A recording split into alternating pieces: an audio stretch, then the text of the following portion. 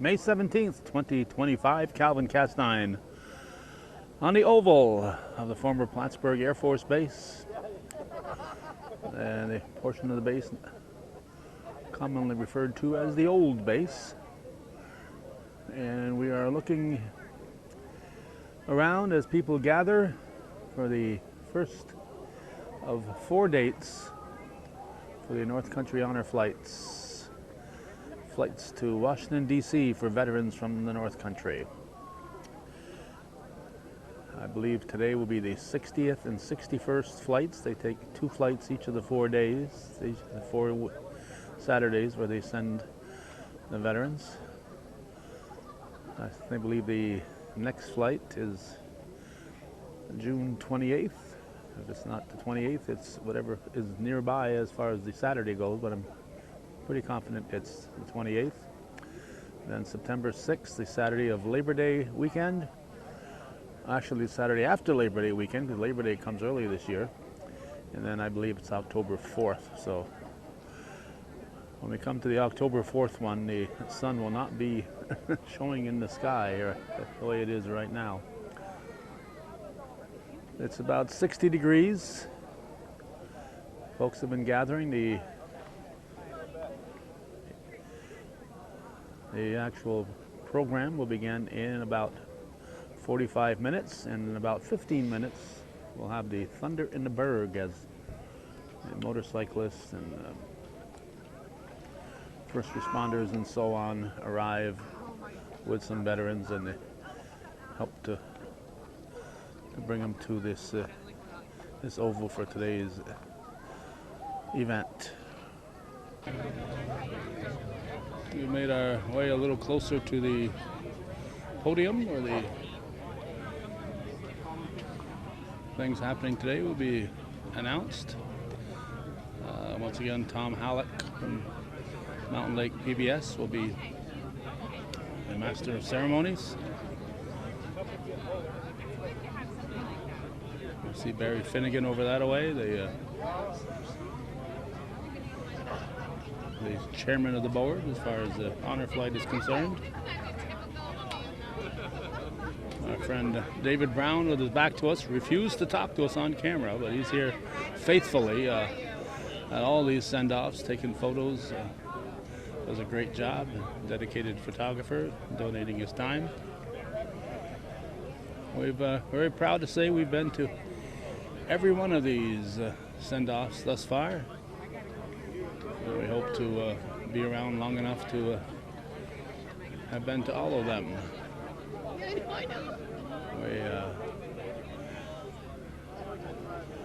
We're leaving immediately after this event concludes to go to Glens Falls.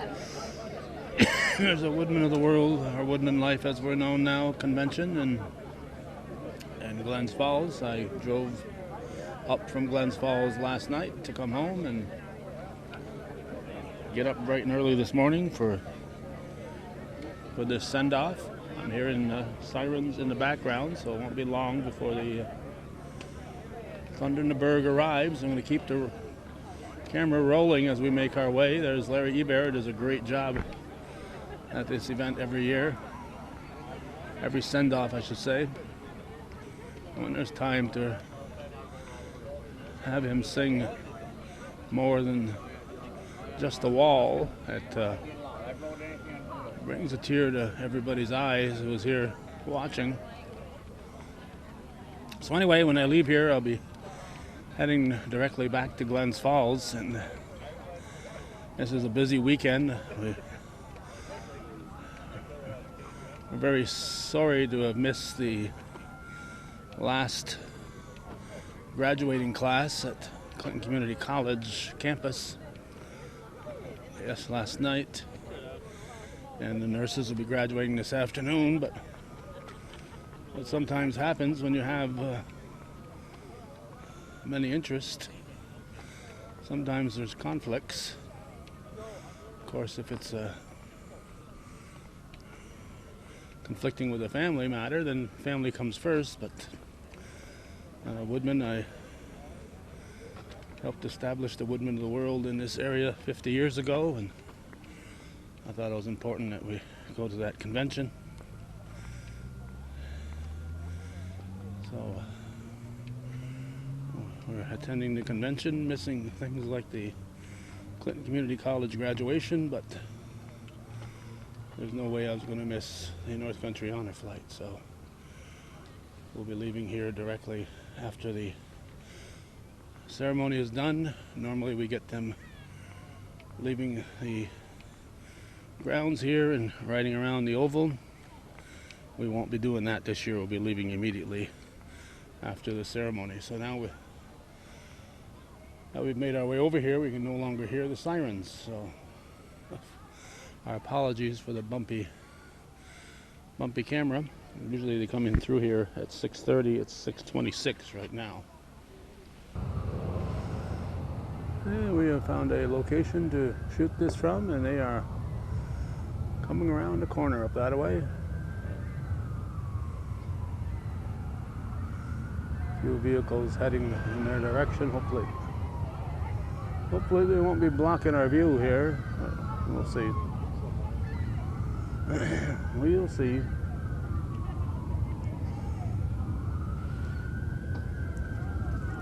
There it comes, and feel free to count the number of motorcycles and other vehicles in this Thunder in the Berg parade.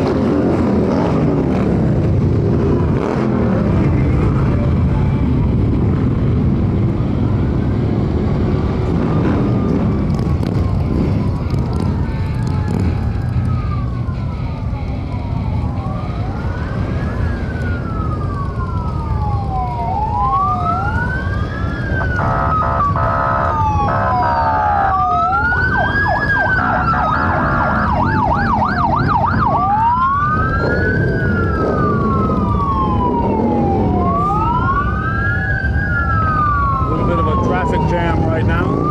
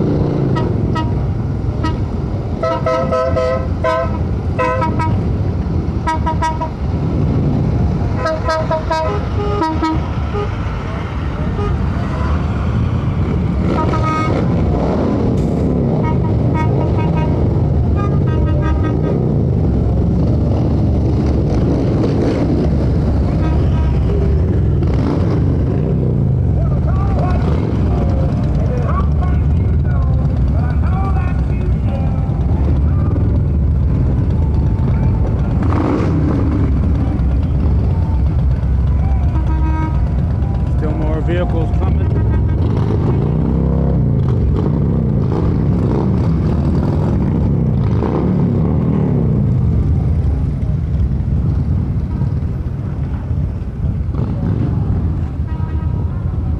We'll let this last fellow with the blue blinking lights pass. Then we'll turn and show you why there's a traffic jam.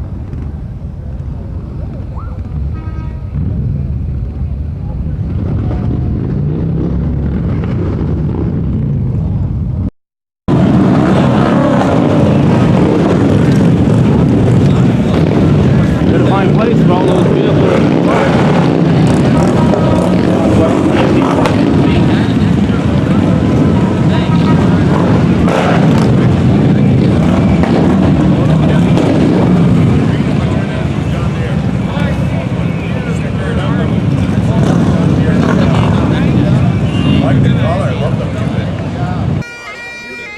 Well, his phone's ringing, the bagpipes are playing. We got to catch this guy while we can. We're back up as much as we can. Don't move there. We'll get you back a little bit, so extreme close-up. What's your name, young man? Barry Finnegan. What do you got to do with all this? Oh, sometimes I help out all I can. You're never getting away, right? No, I can't see that ever happening. So. Well, we missed you this year, and we did our pre-event interview, and you weren't there. I was surprised. You know what? It's time to start involving some other people.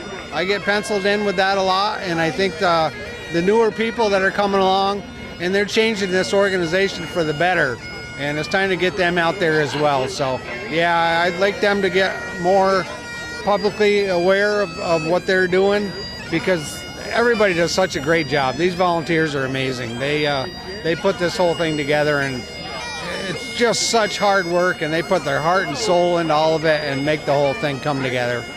And this just doesn't happen here. This takes a lot of work, a lot of planning. And it's amazing, the phone calls and the emails and everything else that it takes to get everybody here and in a certain place and get all these items, the flags and everything else all where they need to be.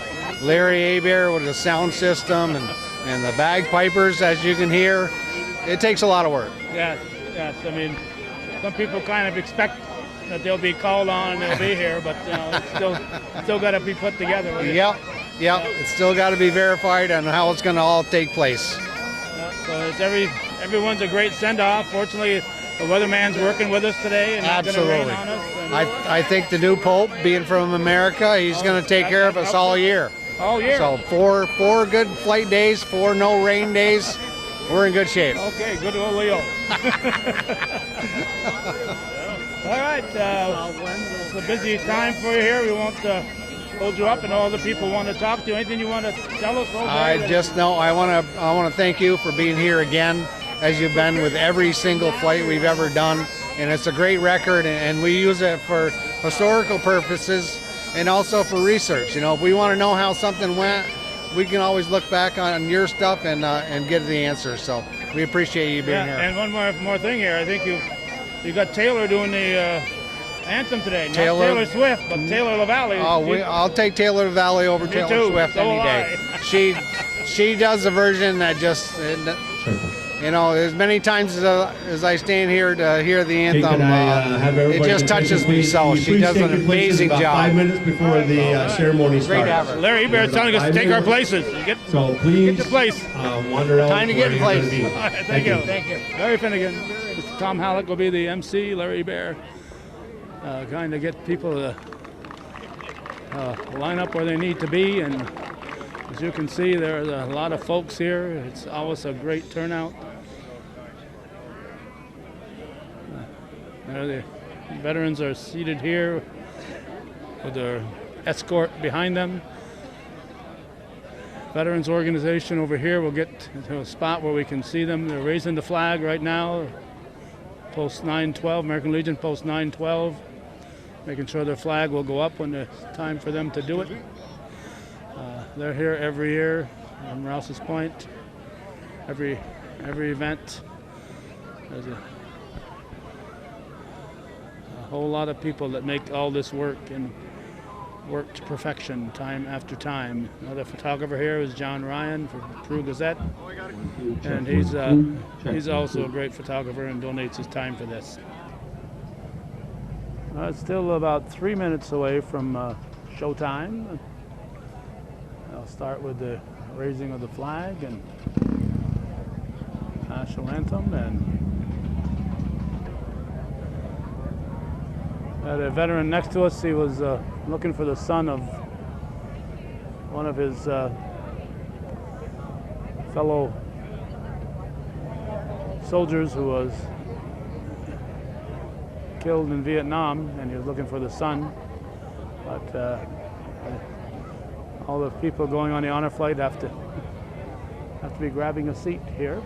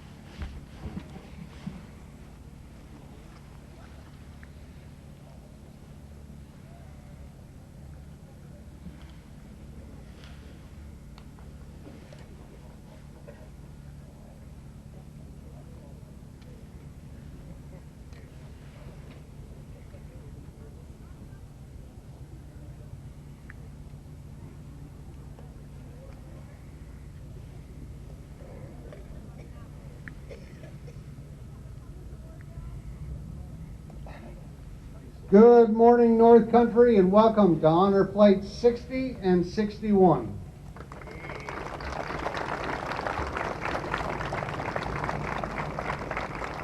When these 28 veterans come back home tonight, that'll make a total of 930 North Country veterans you guys have sent on a trip of a lifetime. We'll reach over 1,000 when the year ends.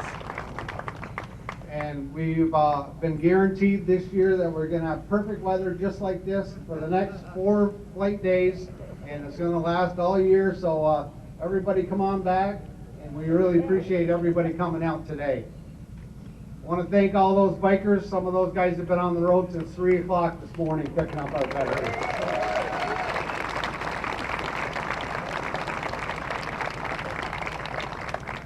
And all the law enforcement, fire departments, everybody that gets involved. Our community involvement is just off the charts. Everybody puts a piece of this thing together and makes this whole thing work. And thanks to you guys, these veterans are going to have a fantastic day, just like the last 900 before them. And just so you know, make sure to keep that in your mind, veterans, that this is all for you guys and what you did for your country. So thank you very much.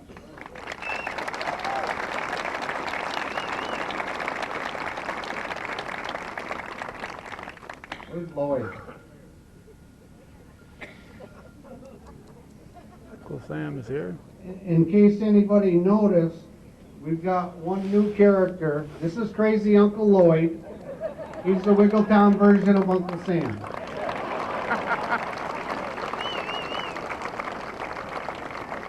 Lloyd arranges all those bikes, all the law enforcement, and make sure everybody knows which house to go to at what time and where to pick them up and bring them in. And Friday alone is quite a feat to put that all together, to get the veterans from out of town to the hotel in Plattsburgh. So Lloyd does an amazing job. I don't know what we'd do without him. So thank you, Lloyd. 60 and 61, 2017, I'm going to turn it over to our new MC. We've got a little different program than we have in years past. And our new MC is our Executive Officer, Jerica Manning.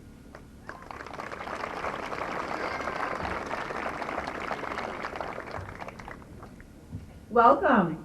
It is an absolute honor to stand at this podium in front of this wonderful community showing for North Country veterans. Thank you all for joining us to kick off the 2025 North Country Honor Flight season. Let us begin with the national anthem sung by recording artist Taylor LaBelle.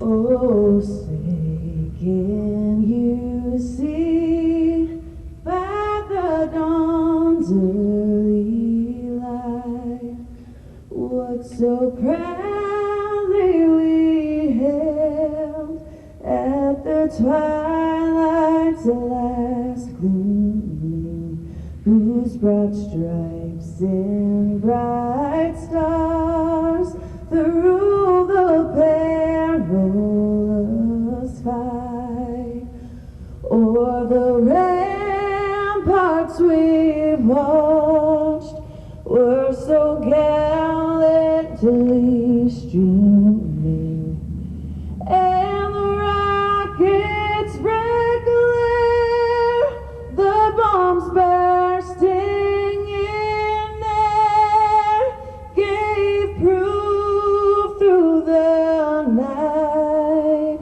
that our flag was still there.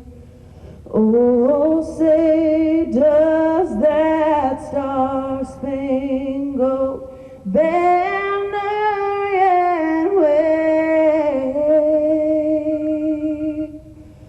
o'er the land of the free and the home of the brave? Taylor LaBelle. Outstanding job. Thank you, Taylor. That was beautiful. Please remain standing for the Pledge of Allegiance, led by Lexi Soulier and Ellett Purrier, students from Beekman Town Middle School.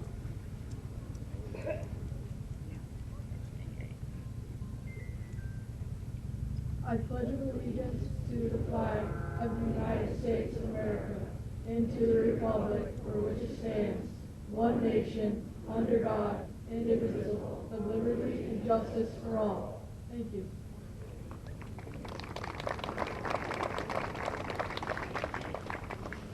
The flight sponsor for flights 60 and 61 are the students from Beekmantown Middle School, who over the past few years have raised $25,000 with their Honor Run fundraiser.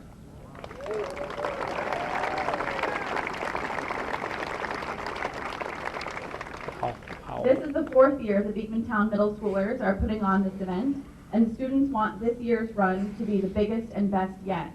We run so they can fly is their slogan. About 100 7th graders are working on the event as part of a project-based learning experience. They will be holding another 5K run, 1-mile walk, and bike brigade today at the conclusion of our ceremony. Let's give them a round of applause.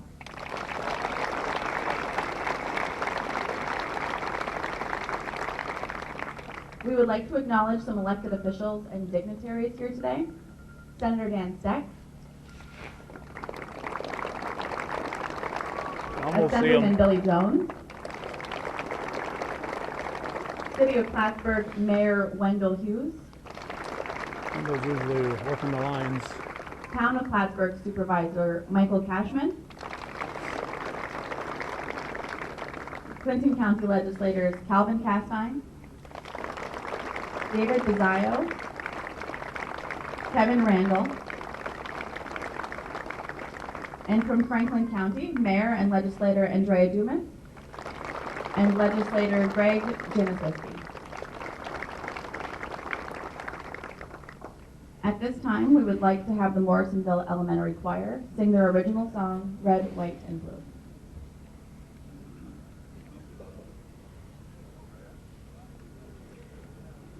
The song written by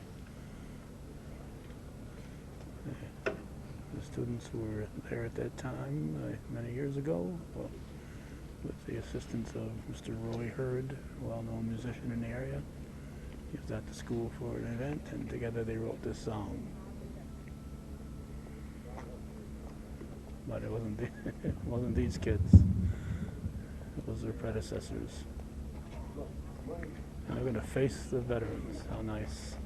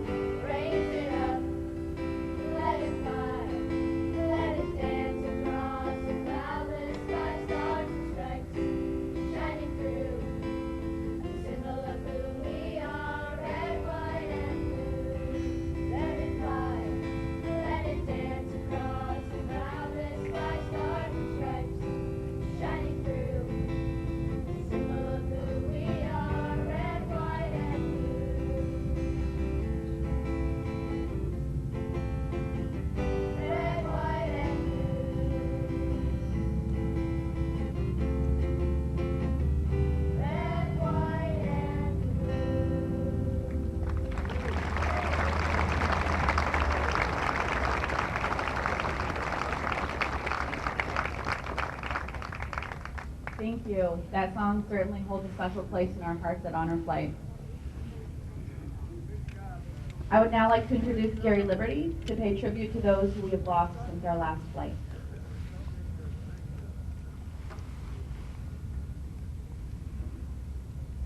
Good morning. You know, it's always a long run from October to now. We've lost 24 of our veterans since then. Wow. So, make a quick pitch. If you know anyone that is a veteran, let's get them on these flights before we don't get a chance to. So, since last October, from Flight 11, Donald Rushford. Flight 12, Ronald Trombley. From Flight 16, Norman Perrier Jr.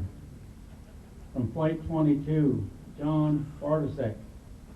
From our virtual reality flight that we had, Myron Degenhardt. From Flight 24, Leland Jubert.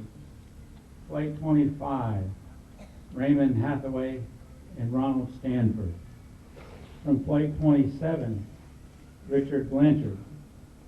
From Flight 28, Winston Norcross.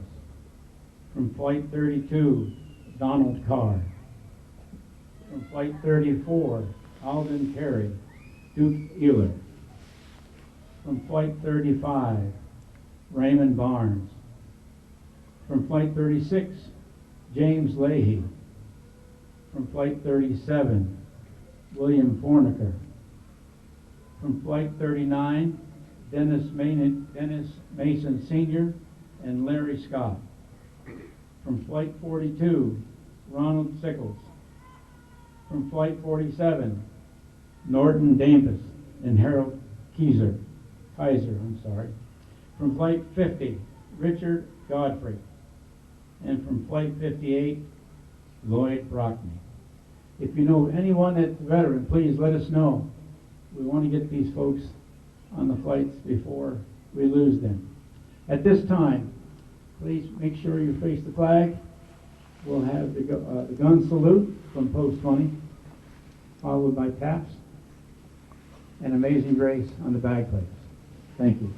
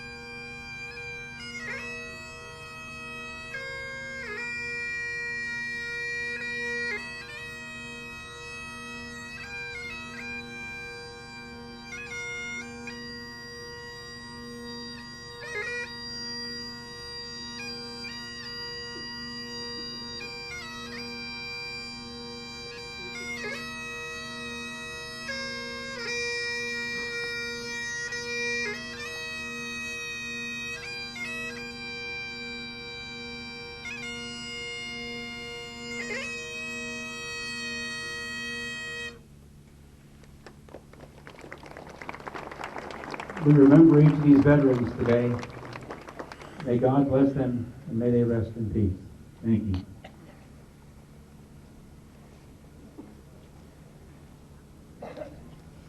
It is now my privilege to introduce Director of Operations Gina Bond for our flight leader introduction.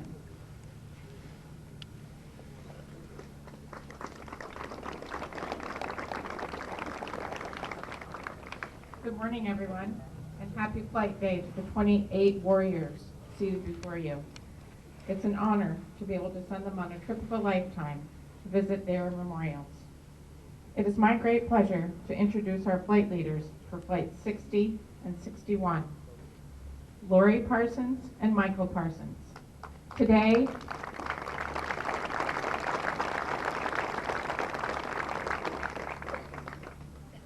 marks the 5th time they've made the trip as flight leaders. They are the best of the best. Lori and Mike are a great team. They are super organized and volunteer many hours as they travel hundreds of miles to visit, interview, and collect information to write the stories of our veterans, who we welcome to our Honor Flight family. The relationships and connections they've made with the veterans and their families and friends make this job so rewarding and special. The love, care, and respect, appreciation they show our veterans makes the experience that much more memorable. We are so thankful for them both. We hope you have a wonderful day.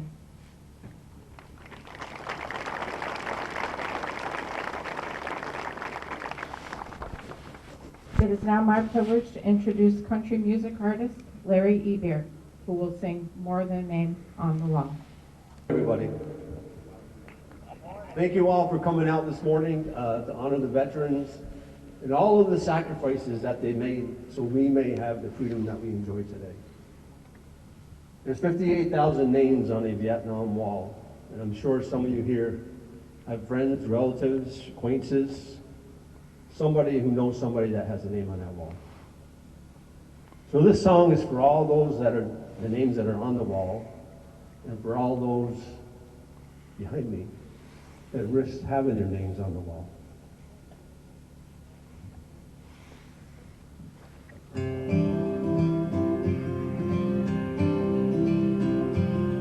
Saw her from a distance as she walked up to the wall. In her hand she held some flowers as her tears began to fall. And she took out pen and paper as to trace her memory. And she looked up to heaven, and the words she said were these. She said, Lord, my boy was special, and he meant so much to me. And though I look to see him just one more time, you see, all I have are the memories and the moments to recall. So Lord, could you tell him he's more than a name on a wall?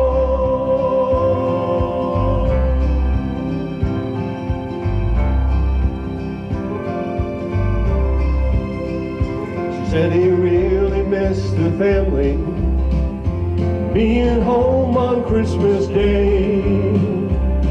And he died for God and country in a place so far away. I remember just a little boy playing war since he was 3. But Lord, this time I know he's not coming home to me. She said, Lord, my boy was special, and he meant so much to me. And oh, I'd love to see him, but I know it just can't be. So I thank you for my memories and the moments to recall. Lord, could you tell him he's more than a name on a wall?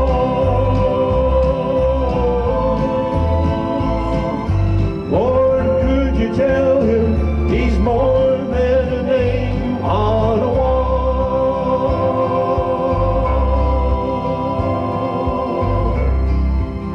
Thank you so much for your service.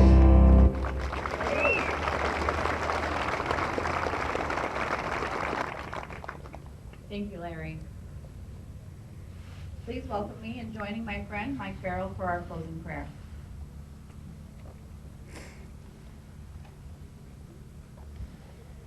Good morning and happy North Country Honor Flight Day, the first of 4 to come this year. Next year, our country will celebrate 250 years as a sovereign nation.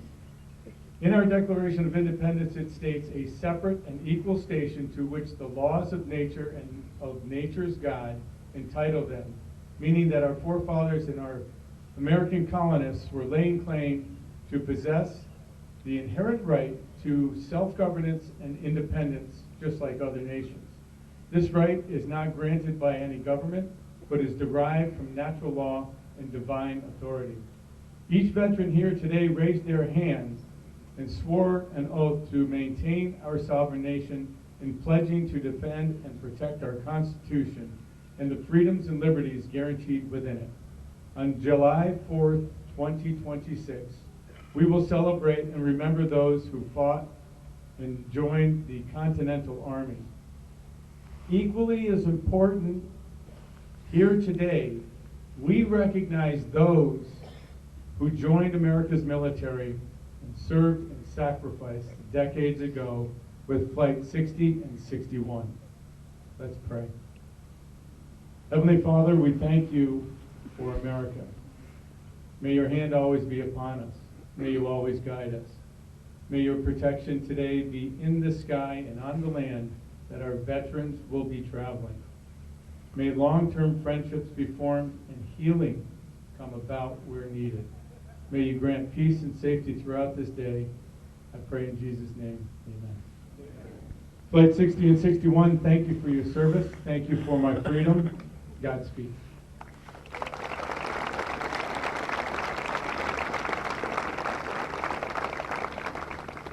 And now, without further ado, it is my honor to introduce Mr. Tom Halleck for the reading of the veteran bios.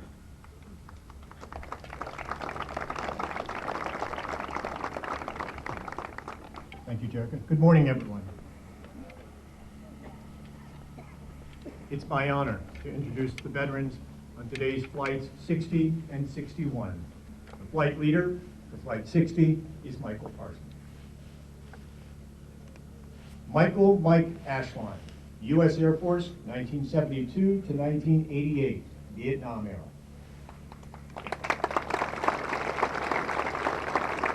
After signing up for the Air Force, Michael, together with his friend Tom, would arrive in San Antonio for basic training. Parting ways after basic, Michael would head to Lowry Air Force Base to receive training as a material inventory management specialist. While completing his technical training, Michael would get married. Newly married, his first assignment would send him for 4 years to North Truro Air Force Base, which he describes as a small base in the middle of nowhere. From there, he would spend his next 7 years at Loring Air Force Base in Maine, with a new specialty assignment as open mess management supervisor. Michael would exit the military at the end of his time at Loring, but then, deciding to re-enlist, would spend 5 cold years at Grand Forks Air Force Base in North Dakota. Moving from the cold, Michael would head south, joining the Texas Air National Guard at Fort Bliss as a security specialist. Here, in his final 3 years, he would get to set up foxholes, conduct air guard, desert training, and taught Claymore mine classes. Michael Ashline.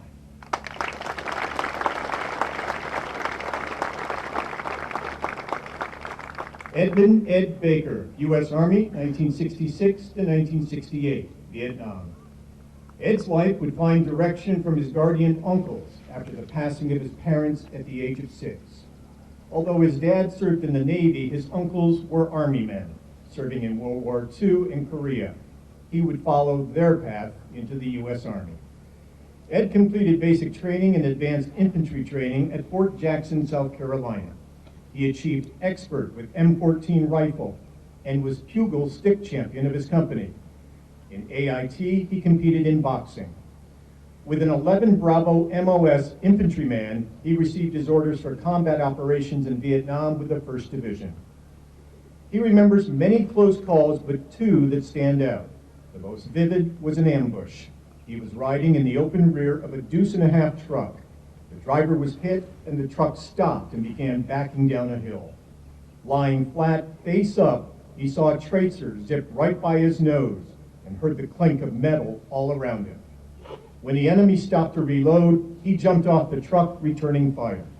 The men with him, new recruits, started firing back, and the enemy disengaged. Another time, when pulling point, Ed's squad was radioed back to check their weapons. When he test-fired his M16, it fired one round and jammed. The company that went out instead of his was hard hit and took many casualties. During the Tet Offensive of 1968, he remembers frequently sitting in bunkers listening to exploding mortars and rockets. With less than a month left in Vietnam, he wondered who among his fellow soldiers would make it home. Ed finished his enlistment at Fort Hamilton in Brooklyn, New York. There he was met with anti-war demonstrations. On a visit to Plattsburgh, he was greeted with a slap in the face from a girl he knew. In contrast, his service was recognized when he was honored by the Massapequa VFW. They asked him to carry the colors in a 4th of July parade. This exemplified how divided Americans felt about the war in 1968. Ed Baker.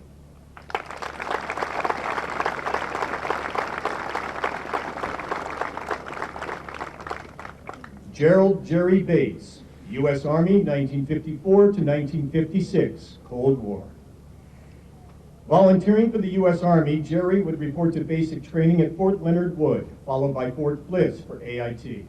Preparing for a rigid inspection by the top sergeant, Jerry would find that he had run out of Army shorts. The PX didn't have any, so he would resort to drawing on what he hoped would have been the appearance of snaps, which of course didn't work. He would be sent out for sign painting duty. Expecting to be shipped overseas after training, the Army would instead send him to New Jersey to be part of the crew to close down the base. While there, they would be called to give blood to a crew hit by an artillery round. Assigned to Frankfurt, Germany, Jerry's crew would be the first common crew of enlisted to be airlifted to this destination. As part of the 4th Infantry Division, Jerry was assigned to drive recon by the captain. Jerry would ask, "What if I don't want this assignment?" The captain told him they could find something else for him.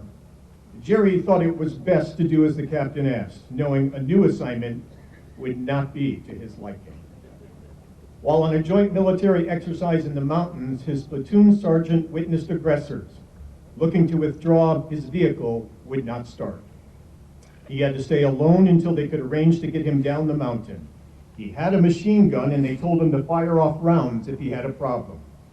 It would be an interesting journey, being towed down the mountain, snapping the rope twice, running on narrow roads between 30 to 40 miles per hour.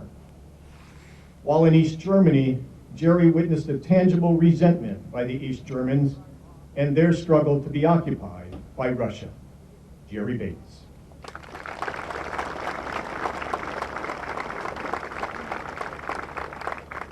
Robert Bob Durkin, U.S. Army, 1963 to 1970, Vietnam. At a young age, Bob knew he wanted to be in the Army. He began his military journey by completing a 4-year degree at Penn Military College. After college, he attended basic officer training, Army Ranger, and paratroop schools. Elite Ranger units often work with elite Navy SEAL units. Within 4 months, the class started with 300 soldiers selected to try to become Rangers, but by then only 150 remained in the program. While with the 101st Airborne Division, Bob sometimes spent up to a month living deep in the jungle. The 101st ceased to be a paratroop division on August 4th, 1968. Bob is well known as the last paratrooper in the 101st, as he led the last air assault of the 101st Airborne, followed just days later on August 4th leading a famous 1,000-man air assault as the newly designated 101st Air Mobile Division, where the chopper he was riding in was shot down and crash-landed in the landing zone. He continued coordinating the fight through the jungle to what later became known as Hamburger Hill. While in Vietnam during one battle, he would survive by playing dead among the dead soldiers all around him. Bob enjoyed being called 1-0 instead of sir by his troops as a sign of respect. He always considered himself part of a great team, not just their commander. Each man was just as crucial to the team as he was. During his military service, Bob served as the battalion executive officer in Germany of the 509th Airborne, and was later selected to be the commander of the 7th Army Skydiving Parachute Team. He also became the hero of Camp Eagle when he headed off to the nearby Marine base, where he procured a double outhouse for the Army troops under the noses of Marine guards. Bob's service citations include Ranger Tab, Parachute Badge, Vietnam Service Medal with 4 battle stars, Purple Heart, Combat Infantryman Badge, Bronze Star Medal, the Air Medal, the Army Commendation Medal, and Vietnam Campaign Medal with Device, Vietnamese Army Service Medal, National Defense Medal, and can wear the Cross of Gallantry issued to his unit. Bob Turpin.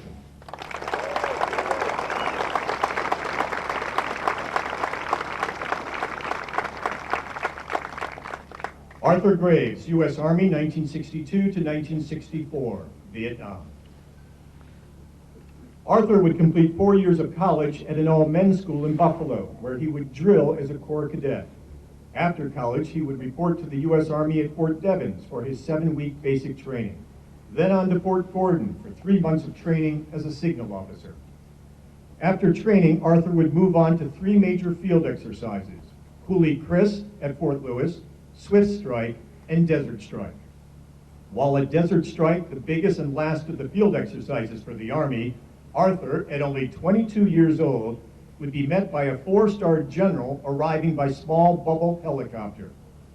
As a first-timer in the desert, Arthur found out quickly from a sergeant by a kick of an anthill that you should stay away from them if you wanted to plant a communications pole.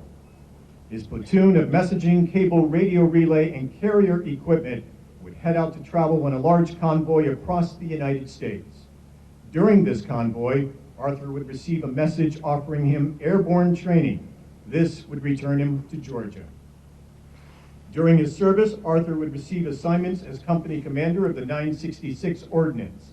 He would perform reserve force training at Fort Drum with high-scoring outcomes from his units. He would serve as liaison officer to West Point and would be a proud member of the Honor Guard unit in front of the post commander recognizing President Kennedy after his assassination. Arthur's service years would shape the rest of his life. His duty to serve would provide him with knowledge, experience, responsibility, and the drive to do his best. Arthur Graves.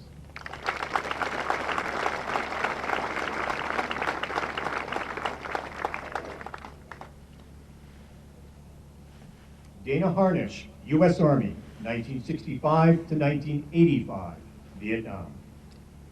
Dana had been attending college as a pre-med student, although his father had served in the military as a cook for a 2-star general.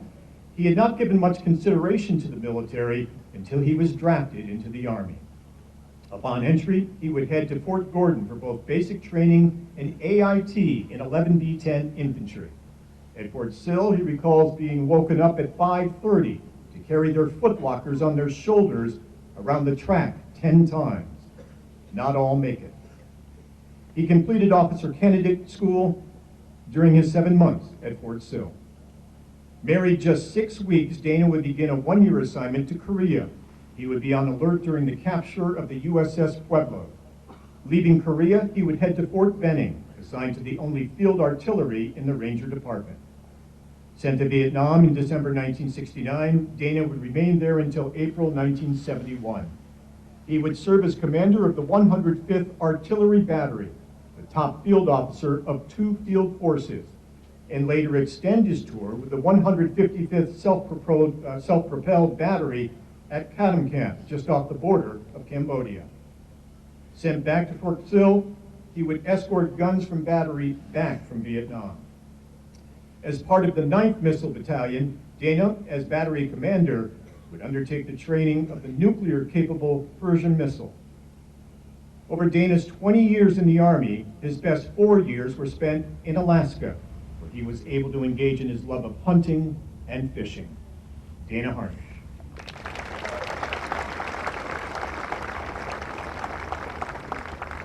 Kevin Hoy, U.S. Navy, 1969 to 1973, Vietnam. Assigned a low draft number, it was certain that the military would be in Kevin's future. Not choosing to be drafted, Kevin and a couple of friends would enlist in the Navy. They would head to boot camp together, but then be assigned to opposite coasts. Kevin would complete his basic training at Great Lakes Naval Base. From there, it was on-the-job training, learning basic knot techniques, refueling, rearming, running stations, watch duty, and some signaling.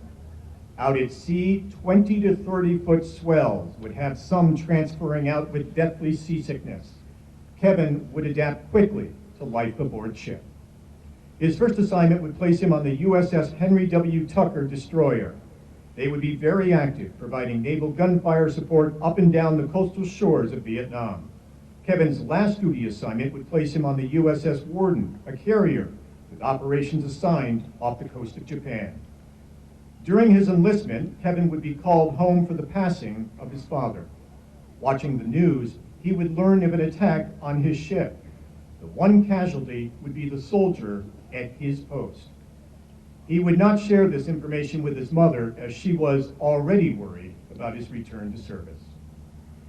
In the naval tradition, Kevin would celebrate the equator line crossing ceremony, moving sailors from slimy polywogs to trusty shellbacks. It is with this tradition and honor that Kevin looks back on his 4-year military service with absolute pride. He is resolute in his commitment, with no regrets. He would do it all over again. His service would lead to a Vietnam Service Medal, a Republic of Vietnam Campaign Medal with device, and an Armed Forces Expeditionary Medal. Kevin Hoy.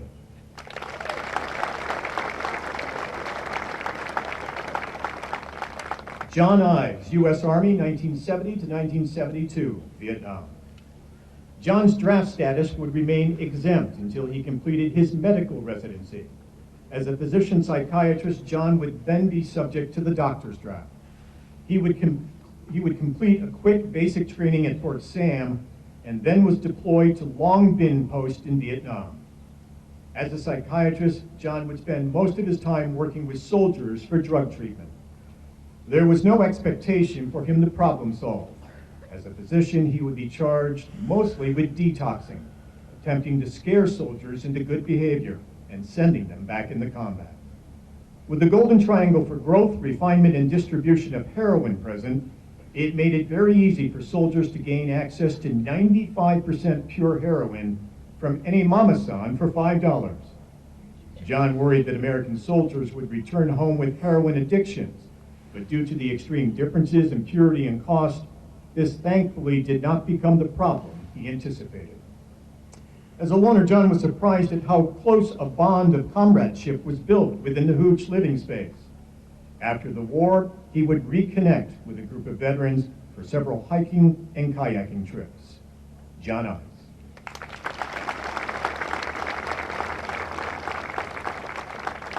Robert Bob Jacques, Marine Corps, 1966 to 1968, Vietnam.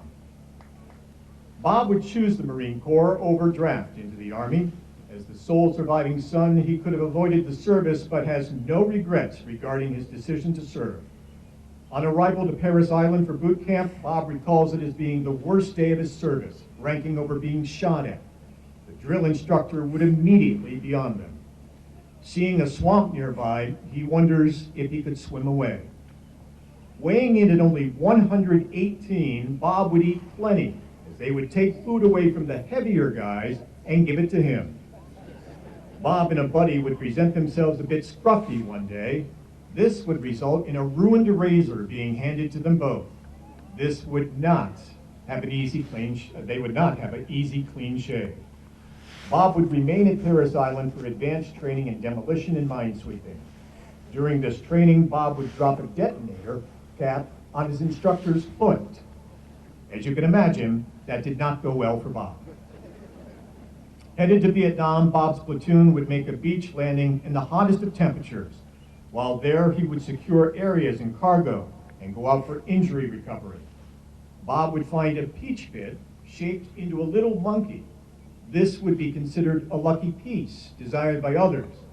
Asked if he would gift it over to another, it would end up being lost during one of his adventures. Bob would earn the following commendations for his service: the National Defense Service Medal, the Vietnam Service Medal with 1 star, the Vietnam Campaign with 1960 device, and marksman and rifle badges. Bob Jopp.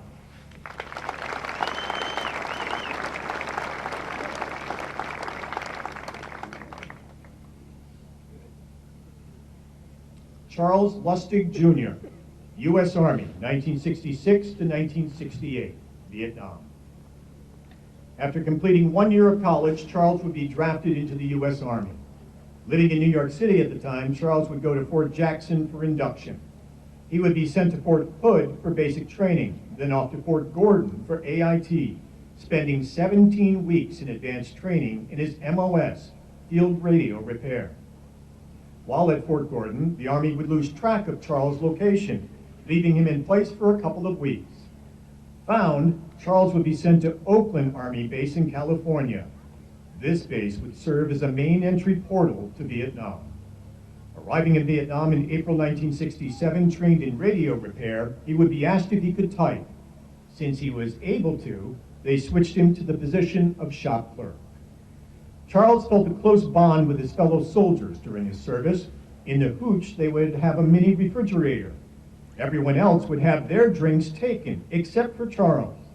No one else, it seemed, liked the unsweetened grapefruit juice that he liked to drink. Returning from Vietnam in January 1968, Charles would exit the Army from Fort Dix.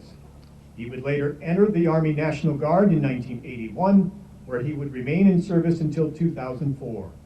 Charles continued his passion for radio communications as a ham radio operator as a civilian.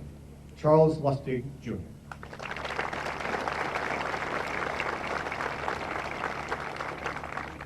Stephen Rothemel, U.S. Navy, 1967 to 1971, Vietnam. Stephen was committed to honorably fulfilling his duty to serve his country, just as his father did before him. Together with a buddy, they would select the Navy as their branch of service. A higher score on an exam would send Stephen out first. His naval choice also offered him the opportunity to get the desired education for a more secure future. The Great Lakes Naval Base would serve as Stephen's location for basic training and for his advanced training as an electrician. This training would send him below deck of the USS Ticonderoga, where the swells from the sea would carry the sounds of creaking bulkheads. As a snipe, he would perform the duties of an electrical technician. Stephen would spend nearly 3.5 years aboard the USS Ticonderoga, spending time at Subic Bay in the Philippines, as well as sailing 3 cruises into the West Pacific. In transit to the USS Ticonderoga, Stephen's sea bag would go missing. He would be forced aboard the ship with nothing more than the clothes on his back. Thankfully, his shipmates would provide needed items until his sea bag was found and returned. During his service, Stephen received the National Defense Service Medal, the Vietnam Service Medal, the Republic of Vietnam Campaign Medal, the Armed Forces Expeditionary Medal, Republic of Vietnam Armed Forces Meritorious Unit Citation Gallantry Cross, Navy Unit Commendation, and Meritorious Unit Commendation Ribbon. Stephen Rothemel.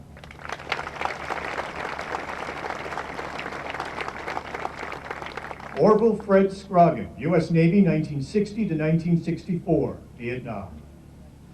Fred would choose to join the Navy with his cousin. In the process, he would be placed on hold for registering high sugar levels during his physical.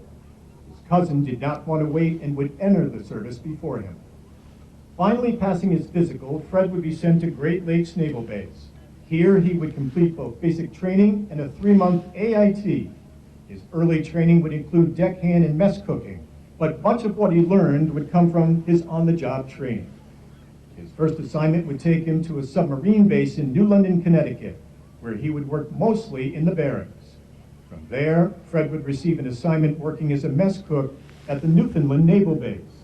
While serving in Newfoundland, Fred would also find himself on desk duty, manning several phones. If the red phone rang, they would go out for crash recovery.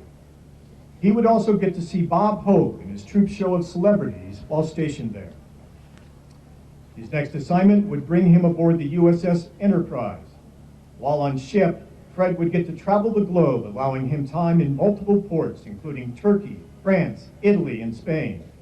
He would quickly learn that it was best to safely travel in numbers, be alert, and when they ask if you want mustard in France, it is probably going to be very hot mustard. As a young man, Fred's military service allowed him to encounter life away from home, make new friends, and grow in knowledge and skills to take into his civilian life. Fred Scrugger.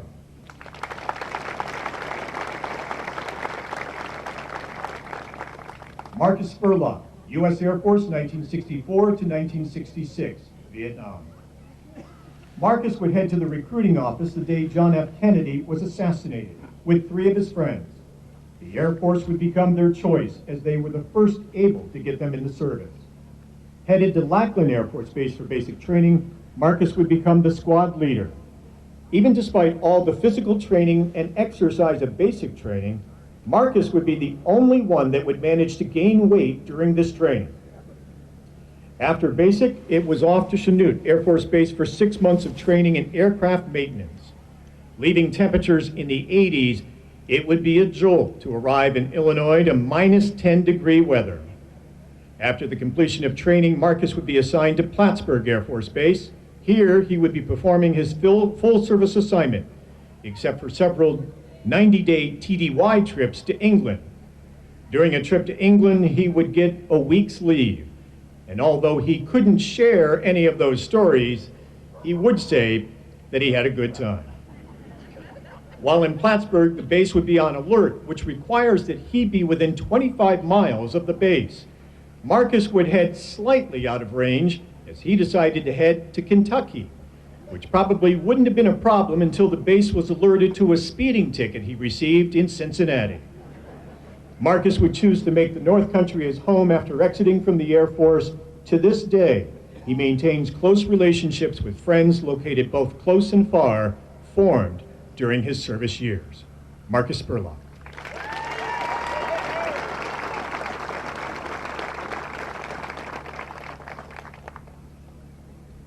Jack Verterano, U.S. Marine Corps, 1971 to 1973, Vietnam.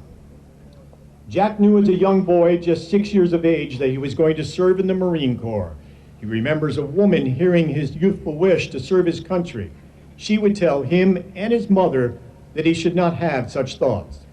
At 18, he would go with friends to sign up. 1 year later, he would see one of these friends assigned to the same base. He would complete his basic training at Parris Island, then move on to Camp Lejeune for advanced infantry training. Before a Slide for Life training session, Jack would loan out a pair of socks to a barracks mate who would attempt to return them nasty and green after finishing the course. Even today, he can still remember the pop, pop, pop of gas mask training and everyone attempting to quickly get their gas mask on. After infantry training, Jack would receive an assignment as a cook. He would head to Cherry Point. There he would receive orders to cook for the barracks and the hospital. Even though many would say never volunteer, Jack never doubted his decision to volunteer when offered an opportunity. Jack was honored and proud to serve his country in any capacity that they found necessary. He would do it again all over, regardless of duty assignment given. Jack Verterano.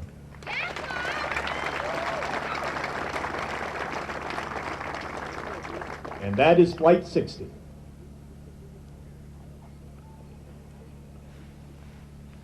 Flight number 61, the flight leader is Lori Parsons.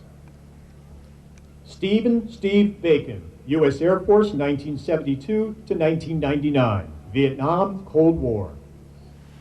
1 year out of high school, after numerous jobs, Steve was looking for career stability. He would enter the Burlington recruiter's office seeking a unique experience away from being a farm kid from Vermont. The Army recruiter wasn't there that day, so Steve would join the Air Force after talking to their recruiter. This would take him to Lackland Air Force Base for basic training, followed by Castle Air Force Base for 5 months of training as a boom operator. After AIT, Stephen would have a brief assignment at Westover Air Force Base for 4 months before receiving a 3-year assignment at Plattsburgh Air Force Base. Having an excellent and encouraging mentor, Steve would go back to California as an instructor.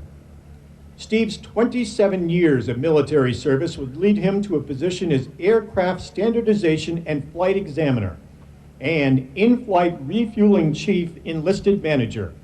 His specialty would take him through a year of foreign service, an assignment to Offutt Air Force Base, the Northeast SAC headquarters for their active status out of war plans, an 11-year return to Plattsburgh Air Force Base, 4 years at Fairchild Air Force Base, then finalizing his career at McGuire Air Force Base.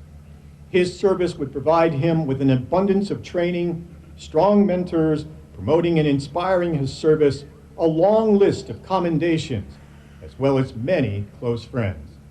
He is most grateful to his wife, Lynn, for her commitment and dedication. His service is a partnership rooted in her support of 52 years. Steve Bacon.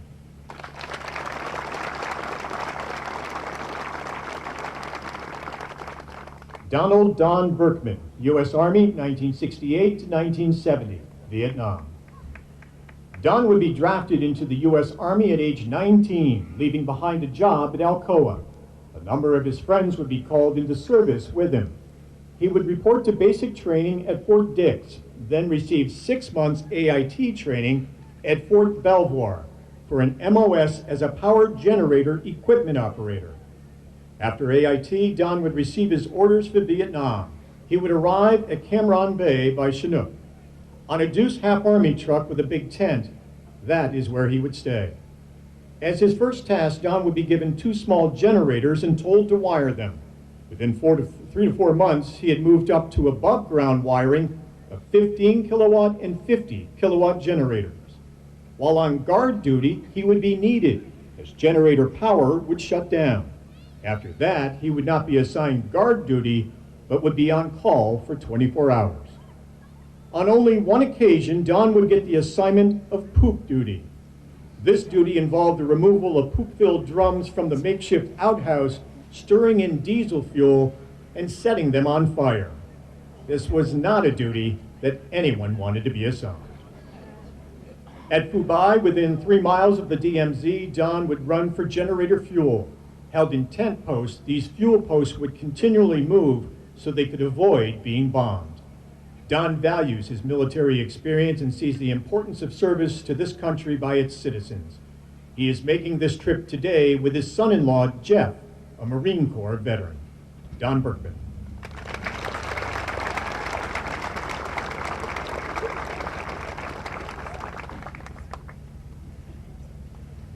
Gary Briette, U.S. Navy, 1971 to 1975, Vietnam. Gary's father and brothers all served in various branches of the military. Receiving a low draft number, Gary enlisted in the Navy. This choice allowed him to see the world from the Pacific to the Atlantic. He would head out to basic training in AIT at Great Lakes Naval Base, spending 13 weeks in AIT as an operational specialist. With a home base in Mayport, Gary's first 2 years would be assigned to the destroyer U.S. Law DD-763. While aboard the ship, they would provide gunfire and aircraft support off the coast of Vietnam. Gary would also serve aboard the ammunition ship USS Suribachi. Here, too, he would find his ship off the coast of Vietnam, providing arms and refueling to the combat units. He would travel to world ports, including Taiwan, Subic Bay in the Philippines, and Japan. While on leave in Taiwan, he would become lost, and his cab driver didn't know where the ship was. Gary would finally return late to the ship. Glad to be back and facing disciplinary action, he was not quite as amused as his deckmates, who found great humor in his late return. During his service, Gary missed the privacy of civilian life, but had tremendous appreciation for the mail call letters he received from home. Gary Bria.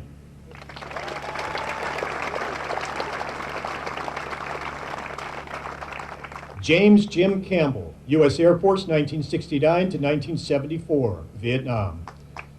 Jim enlisted in the U.S. Air Force following college graduation in 1969 and was commissioned as a second lieutenant. He went on to complete navigator and navigator bombardier training at Mather Air Force Base in 1970. Assigned as a B-52 navigator in Strategic Air Command, he would be posted to Fairchild Air Force Base, Spokane, Washington in 1971. At the end of 1971, Jim would be deployed to Utapao, Royal Thai Air Force Base in Thailand for combat missions to Vietnam. Ironically, Jim would follow in his father's war experience. His father flew B-25 bombers into Southeast Asia from India during World War II, while Jim's bomber would be the B-52, had the numbers reversed. Jim completed a rotating schedule of 520 days deployed to include Andersen Air Force Base in Guam. He would fly 125 combat missions, including missions to Hanoi and Haiphong. Jim was awarded the Distinguished Flying Cross for the mission to Haiphong in December 1972, during which he flew as Wave Lead Navigator. For Jim, it was an honor to serve, and he attributes it as one of the best growth experiences of his life. He still maintains active friendships with fellow B-52 crew members. Jim Campbell.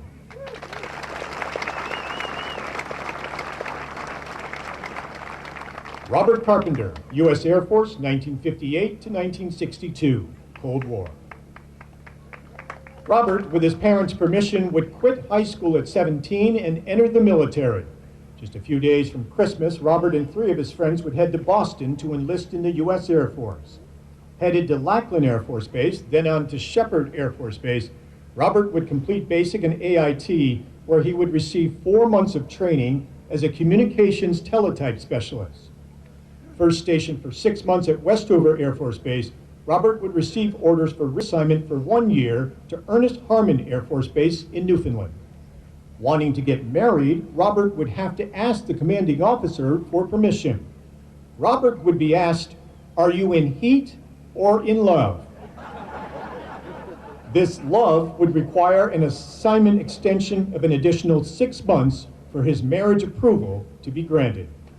Robert's last assignment would take him to Homestead Air Force Base in Florida. Here, he would join the 19th Bombardment Wing until release from active duty in December 1962. As the closest air base during the Cuban Missile Crisis, the base was on high alert and ready to respond. He would be bivouacking as President Kennedy's motorcade passed by. Robert expected that his service time would be extended had the crisis not been averted. Robert Carpenter.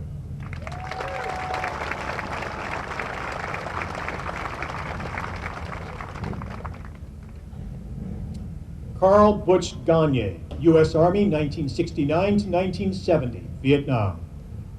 Carl would be drafted. His assignment to the U.S. Army as his branch of service would be determined when they would go down the line, assigning 3 to the Army and the 4th to the Marines.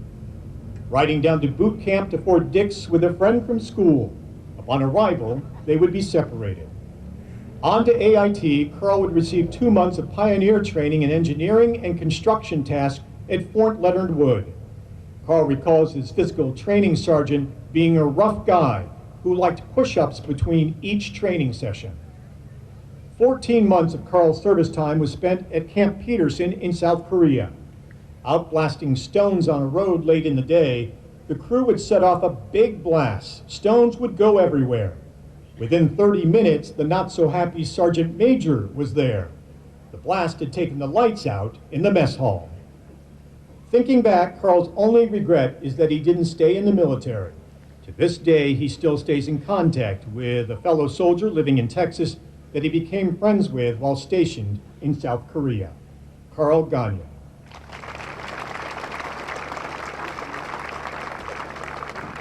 Frank Hay, U.S. Navy, 1966 to 1970, Vietnam. At the age of 18, most of the guys that Frank knew were headed to the Marines. He selected the U.S. Navy as he thought this branch would allow greater travel opportunities. Frank would complete basic training in AIT at Great Lakes Naval Base.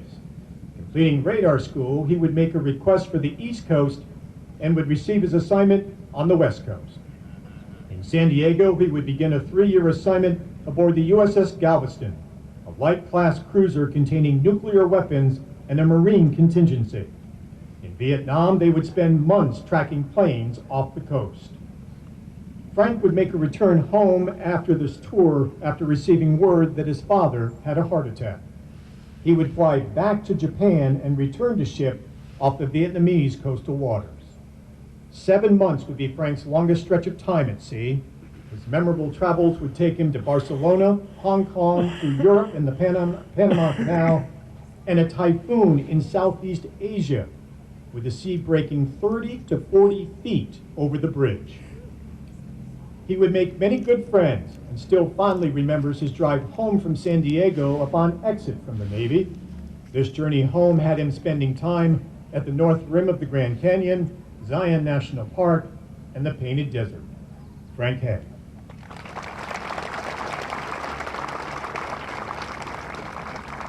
Wallace Wally Lagoy, U.S. Army, 1965 to 1967, Vietnam. Drafted into the U.S. Army, Wally would complete both basic training in AIT at Fort Dix. Receiving training as a wheel vehicle mechanic, the Army would never assign him as a mechanic. They would pack up their gear, fly to Arizona, and stay in a desert building with no windows for 7 hours before traveling on to California. Reaching port, they were lined up and randomly picked who stayed and who would continue on to Hawaii by ship. Wally, aboard a ship with 3,000 troops, would sail by the Golden Gate Bridge and on to Hawaii. His travels would continue on to Japan and to Korea.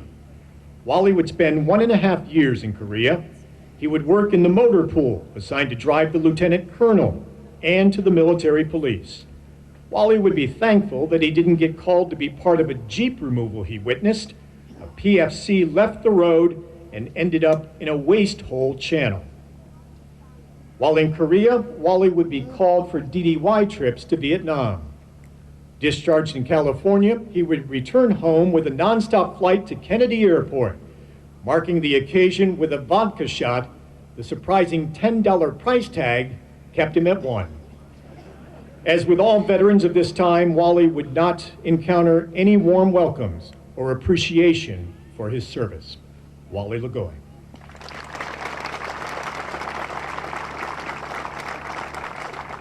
James Laird, U.S. Army, 1969 to 1972, Vietnam. James would head to the Air Force recruiter's office with 2 of his buddies.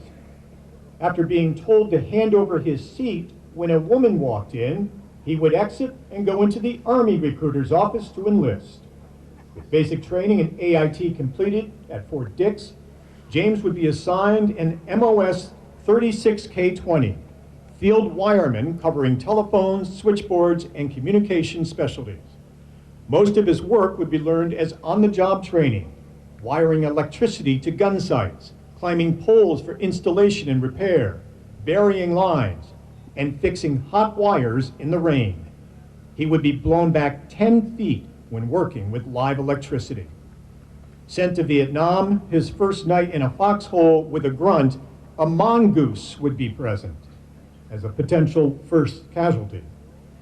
Finding himself in the thick of action, James would be at Pleiku, Mangyang Pass, LZ Action, An Pass, Bang Song, and Cam Ranh Bay.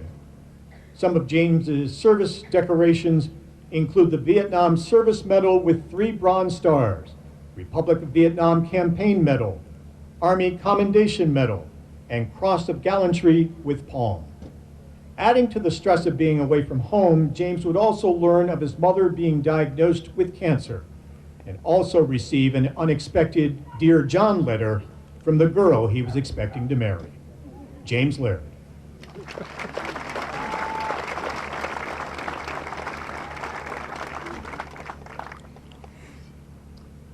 Gregory Greg Lothrop, U.S. Army, 1966 to 1969, Vietnam.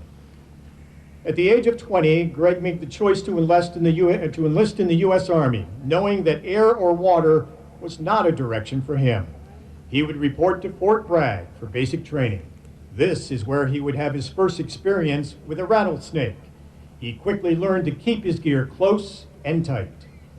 He would next move on to Fort Benjamin Harrison for AIT and an MOS assignment in finance. As one of 15 newly trained to develop a new finance program, they would be sent to Fort Dix for setup. The 15 would later have a change to infantry duty and receive jungle training. Greg would receive orders that would both be canceled, once for Germany and then for Vietnam. Of the 15, 5 would be shipped to Vietnam, one of which would not make it home.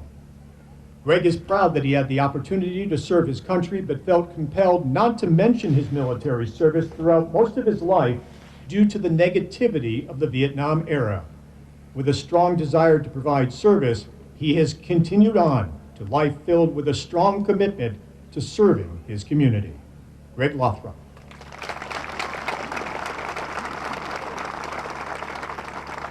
James Jim Miller, U.S. Air Force, 1969 to 1989, Vietnam, Cold War.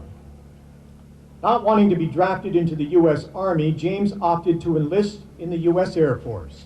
He would complete basic training at Lackland Air Force Base, then on to Shepherd Air Force Base, to the Office of Special Investigations for training in aircraft crash investigation. His MOS for jetcraft engines, and as a tactical aircraft maintenance technician, Jim's role was to gain an overall knowledge of aircraft, in general, to determine what went wrong at a crash site. In his 20 years of service, he would be sent to Air Force bases across the globe: Otis, Seymour Johnson, Osan in South Korea, Myrtle Beach, Zweibrücken in Germany, Mountain Home, Suwon in South Korea, and lastly, at Plattsburgh. While at these bases, he would receive training, investigate crashes, and work in aircraft maintenance, earning him many commendations and medals. A couple of personal points of interest from Jim is his military travels include slot machines at the base club in Korea. And when the train stopped in Germany, you didn't have to depart for a beer or for meat on a hook. When in Suwon, they sponsored an orphanage. He would use shoe polish on his face to entertain the kids as a clown. Although easy to put on, not as easy to take off, but definitely worth the time for the kids. Jim feels honor, respect, and loyalty are key to his service career, which he would do all over again. He continues his service as a member of the Honor Guard for Post 20 and a volunteer at Senior Planet. Jim Miller.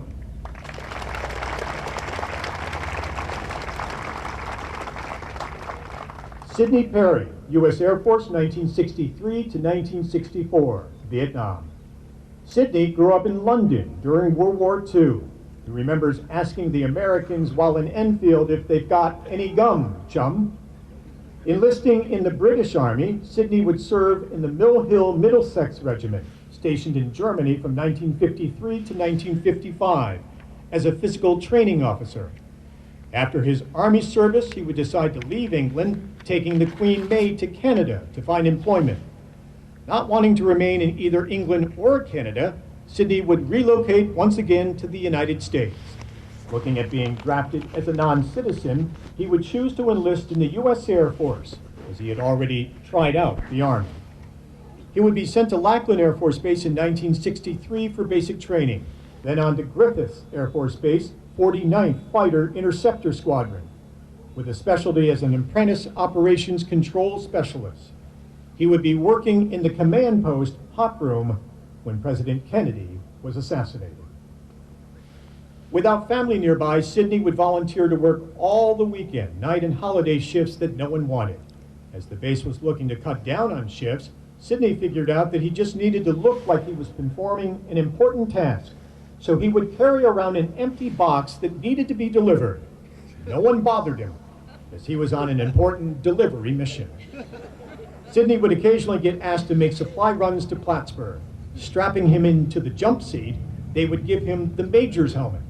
Arriving at base, he wondered why he was being addressed as Major, until he realized that it was written on the helmet he was wearing. Sidney Perry.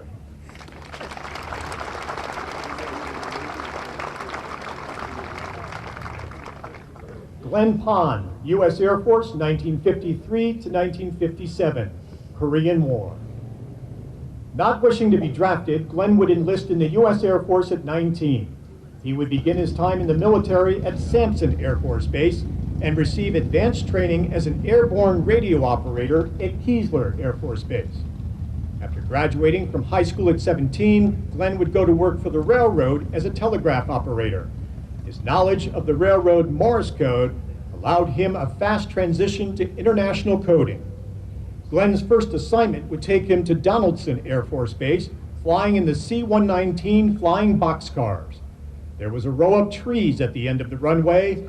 Glenn always had concerns that they would not make it over the top of them. They would fly to pick up the 82nd Airborne Parachute Division at Fort Bragg.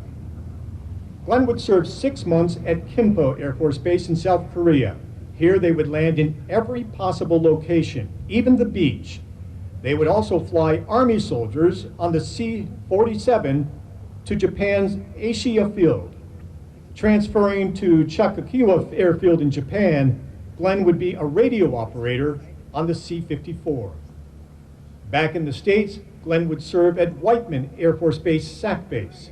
Here, they would be performing air refueling for the KC-129. Hungarian hostilities in Greenland had Glenn on the ready for a B-47 refueling crew. Glenn has never regretted his time in the Air Force. It gave him the opportunity to travel the world, and the GI Bill allowed him to pursue an education and a fulfilling career teaching biology. Glenn Pond.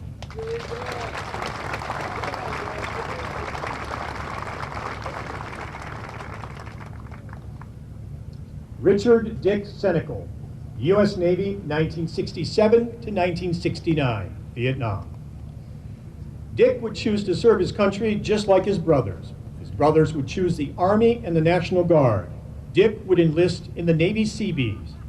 In November 1967, he left for Gulfport Naval Base for basic training, then on to Oxnard, California for 6 months of advanced training with an MOS of utilities man. His specialty would be plumbing and heating. Landing in Da Nang, Vietnam, Dick would meet up with his already deployed Mobile Construction Battalion, Alpha Company. Here he would serve his first 4 months as security. His service would be true to the CB motto, we build, we fight. The next 6 months would be spent in plumbing and heating construction, which earned him a Vietnam Service Medal with Fleet Marine Force Combat Operations Ribbon.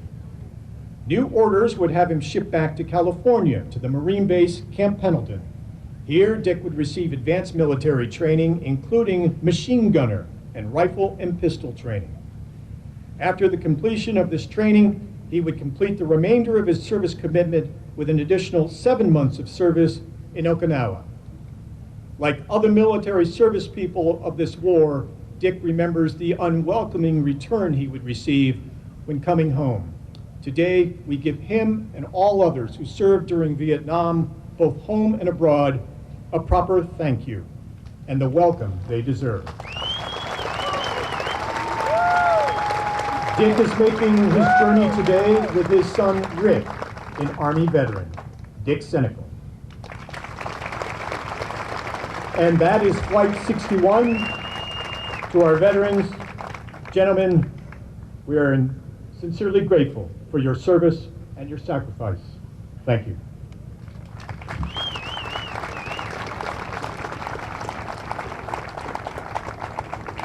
Thank you, Tom. Thank you to all who attended this morning's ceremonies. The veterans and motorcade will be circling the oval before leaving for the hangar, so be sure to give them a true North Country send-off as they go by. As a reminder, tonight around 8:30, the veterans will be returning home. The welcome home ceremony will be right back here at the Oval, and we hope that you can make it back to provide them with a warm welcome home. Thank you for joining us to kick off the 2025 North Country Honor Flight season. God bless America, and God bless our veterans. Okay, nice job as always. We're gonna head out. As we said, we had to be in Glens Falls about half an hour from now, so we're gonna be there a little late, but we're gonna head out, and we won't be getting the trip around the oval that they usually do, unfortunately, but maybe next time. In the meantime, another great job here at the North Country Honor Flight, May 17th, 2025. Thanks for watching.